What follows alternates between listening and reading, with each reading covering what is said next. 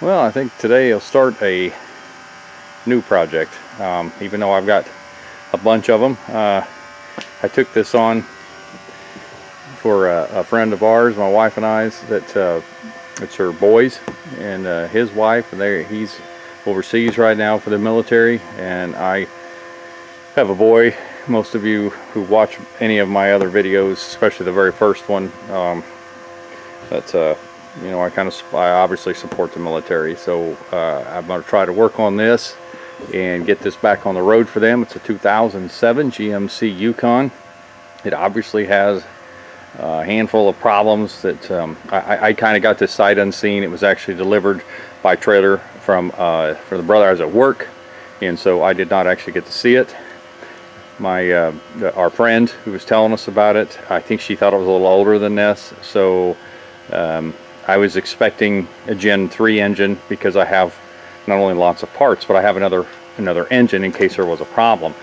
But unfortunately, this is a 2007, what they consider on Yukons and Suburbans and stuff. They made the body style change with the engines. The pickups actually in 2007 they have a classic, and then they have, well, I guess it's a new style. I'm not sure what they're calling them, but there is differences in the engine. This actually has the Gen 4 5.3, not the Gen 3. So some of the differences between them are the Gen 4s on the 5.3 specifically had flat top pistons, a little more compression. They actually made more horsepower. And this particular one has the DOD, which is displacement on demand. And none of the Gen 3s that I deal with anyway have the DOD. The only car I have owned that's had that is a 06 SS Impala that had an LS4, which is a all aluminum 5.3 that uses a V6 bell housing kind of cut into the block. It's cast into the block, so you cannot use that LS4 into a V8 swap. I know that it sort of has the outline, but I don't know that the A and B dimensions would work for, you know, bell housing, clutch, flywheel, whatever you'd want to use. They're specifically set up for a V6 transmission. Anyway, that's the only vehicle I have owned that had the DOD. It worked okay. Never had any problems with it. They did have some problems. One is if you didn't change the oil enough, they would go to smoking.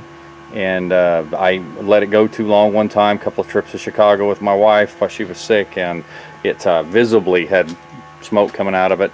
I had under 100,000 miles on it. I think I got it with 70,000 or something, and I think I drove it till about 100 before we got rid of it. But I like the car. I will probably get another one of those someday. I really enjoyed driving it. It was fun, but the unfortunate part about the DODs, especially like this, has 200,000 miles on it, is there's some inherent problems with that. As far as I can tell, at this point in my diagnosis, I don't know anything about it. I don't know if it works or not. So here's how it came to me. It came to me with damage to the fender, and the bumper is not hooked up. The headlight bottom bracket is broke because of that. That grill's pushed out. It's also pushed out over here pretty good. Now, I was called on a phone by the person who delivered it and said that it caught his ramps and tore that plastic deal off from underneath. Now, whether it did the whole bumper or not, I don't know. The damage, I guess, was already there. So, again, I know nothing about it. I told him to leave the key in the console or whatever. So when I get here, I stick the key in it, I start it up. It obviously has a shake like a dead miss. It's got a stability control light on, it's got an airbag light on, and a check engine light on. So I put my code reader on it, and it says number 1 cylinder's misfiring. And so I cleared all the codes and then started looking at, I actually had to move it out of the way is what happened, because I still had to work. So I came back a few days later, I guess is what it was, and I knew it was number 1. So I pulled the spark plug wire off, pulled the spark plug, put one I knew was good in it, and it still was missing. So I pulled the spark plug wire back off, and it actually tore the spark plug wire in half. It was these red ones that were on it. And if you notice, it's got a gray one on number 1. So I went in and got a good plug wire that I knew I had and put on it, and it still has a dead mess. And when I pull it, it's gas fouled. I mean, it's obviously got gasoline on the plug. So I assumed it was the coil. Because generally speaking, if you have a mechanical failure, you won't get a code. Codes are specifically electronic. However, in some cases they will give you codes if it's trying to compensate or if it's bad enough. So I go and get a coil from AutoZone, which even at my price was $100, and I put it on and it still didn't fix it. So I take the coil back. Luckily, AutoZone's really good about taking it back. So I pulled the plug wire back off, stuck the plug that I had that came out of this on it, and fired it back up, and it's firing fine. So I thought, well, maybe something just wasn't making connection. So I put the old original plug back in it. It still doesn't make any difference. So I decided to do a compression test, and that's where everything went bad.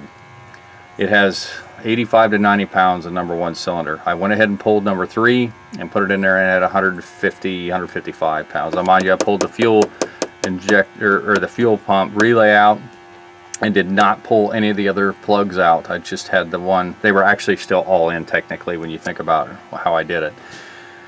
So it's not super accurate, but it's obvious it's 60 pounds different than the cylinder next to it, and that is 100% unacceptable. So my best guess is that the number 1 injector is actually hanging open.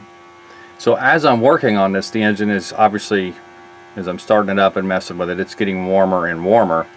And finally I notice it is visible white smoke coming out of it. And the more you rev it, the worse it gets. The warmer it gets, the worse it gets. Which generally, I'm sitting there thinking, well, and the engine's old or whatever, but then I smell the cat is really, really bad. And realize it is dumping raw fuel. So the injector, which this is a flex fuel, is dumping straight fuel. So it's hung wide open. Whether it's mechanical or electronic, I don't know yet. I was going to unplug it and see what happens, but I really can't tell if it's, unless I start it up and let it run. Well, I went ahead and ordered an injector for it here, and I'm going to explain that to you in a minute. But here's the problem. I let it sit for 3 hours. And I came home and needed to move it out of the way to mow. And now it goes into limp mode and says it doesn't have any oil pressure, which I know it does. I've seen it on the gauge prior, when I first fired it up 14 times, it obviously has oil pressure, and I'm not hearing any sounds. Now I know it's full of oil. I checked it before I even started it. So my guess is the sender has a problem, whether it's a wiring harness to it or the sender, the oil pressure sender, whatever you want to call it, I assume is bad. Because it's in limp mode, you can't even drive it. I can't even move it. So any of the other problems it has, I can't even diagnose it. Well, then I came out the next morning and it wouldn't start.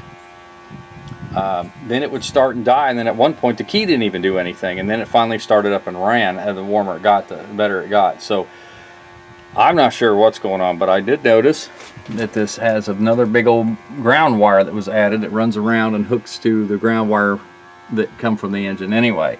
Then I noticed, what you can't see because it's actually sunny today, it was 46 last night, and now it's probably 75, 80. There's quite a bit of surface rust. So I finally got a hold of the owner. He actually got a hold of me, which I said he's overseas, so the time difference is staggering.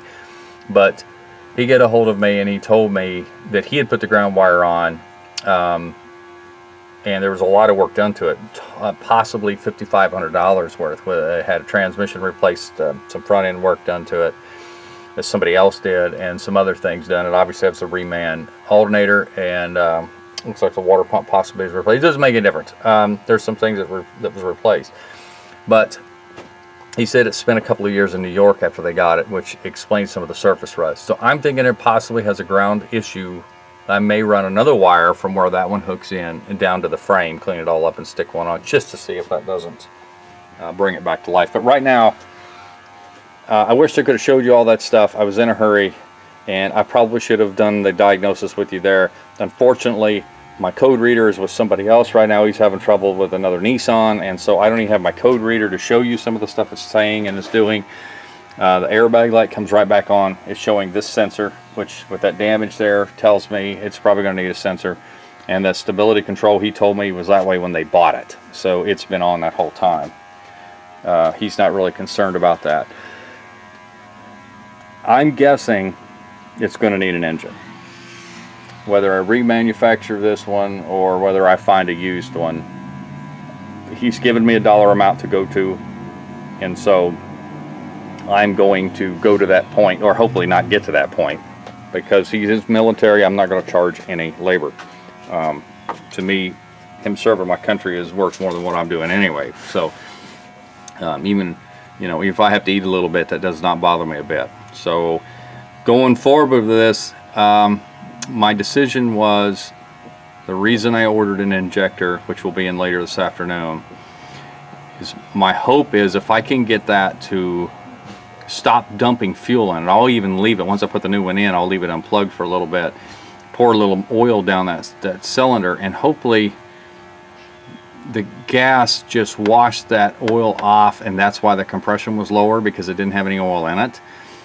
I know I'm grasping at straws, and I know this may not work. I do not know, but it's worth a try. And if I remanufacture the engine myself, I'm going to have an injector anyway.